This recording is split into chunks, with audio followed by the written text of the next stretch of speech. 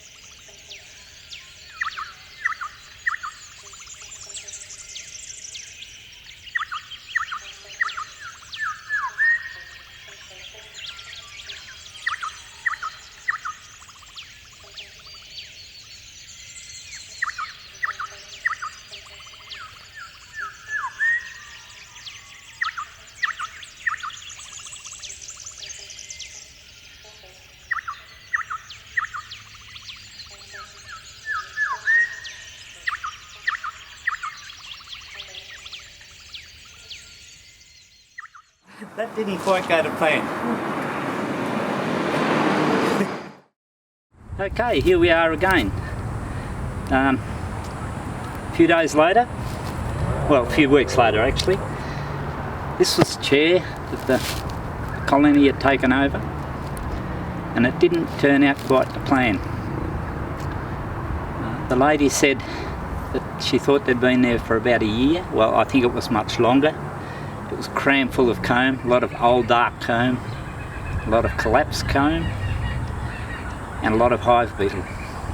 I intended to save some of the brood, and I did cut some out. You'll see that in the earlier footage.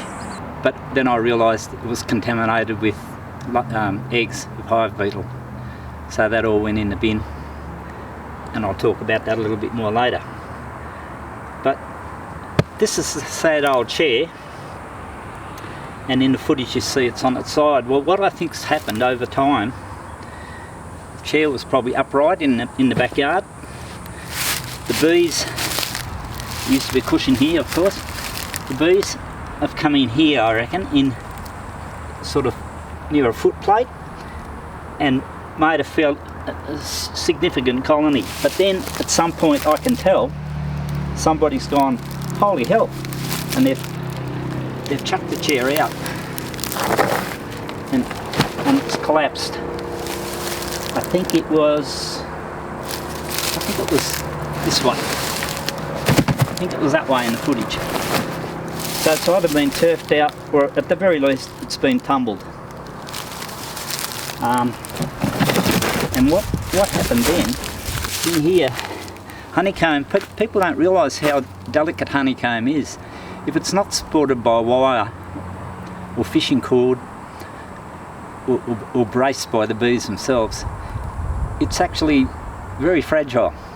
When the chair went over on its side like that, a whole lot of it then just pancaked on top of each other. So there was a solid block of honeycomb here, and brood, dead bees, all that sort of thing. And you could imagine this would be heaven for hive beetles, because bees chase hive beetles around and corral them. But in something like this, the hive beetles had so many places to hide, all these little nooks and crannies. And even though it was quite a healthy colony, they were on the way out, because there was areas that were already starting to get slimed out. And when I say slimed out, the maggots had progressed into the honeycomb that much that their feces in the honeycomb had made it ferment, the honey ferment, and it all starts to ooze and bubble, and it has an unusual odour. It's not, I mean, they disgust me, don't worry about that, they do disgust me, but it's not a bad odour. Some people say it's like rotten oranges. It is a little bit like that, but I wouldn't have thought of that myself. It's its own smell. Anyway, we saved them. And what happened then, I took them home in the bee vac and transposed them into a proper hive. I couldn't find the queen. So you'll see in the early footage, we banged and thumped the box and we were looking for the queen. I just hoped that she got vacuumed up. I don't think she did. I think she scurried off. Because I couldn't find her, I thought I gave myself a second chance. I went to a resource hive and I got 2 frames of brood, and with a magnifying glass made sure that there was some eggs on that brood comb, and there was. I shook most of the bees off, the nurse bees, so there's still some nurse bees on there. So 2 frames like that with a scant amount of nurse bees, cap brood, larvae and eggs, 2 frames. Put them in a 10 frame box with all the bees that came out of here, and they're doing fine.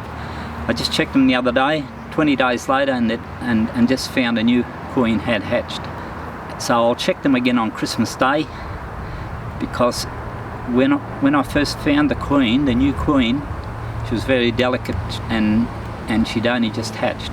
So by now she should have gone on a mating flight, when I check them on Christmas Day, I'm hoping to see eggs. If I see eggs in the comb, then I can be sure that you know, she's been on a mating flight, and away we go with the new colony. No hive beetle. Pretty much the end of the couch bee story. That's a wrap. Thanks for watching. Hope you keep on watching.